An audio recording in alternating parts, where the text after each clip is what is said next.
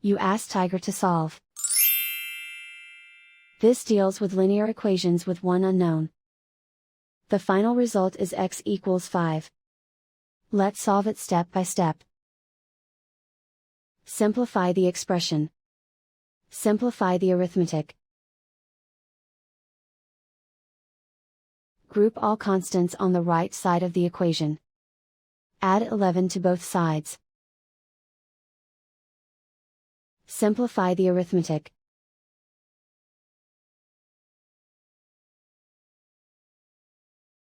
Isolate the x. Divide both sides by 13. Simplify the fraction.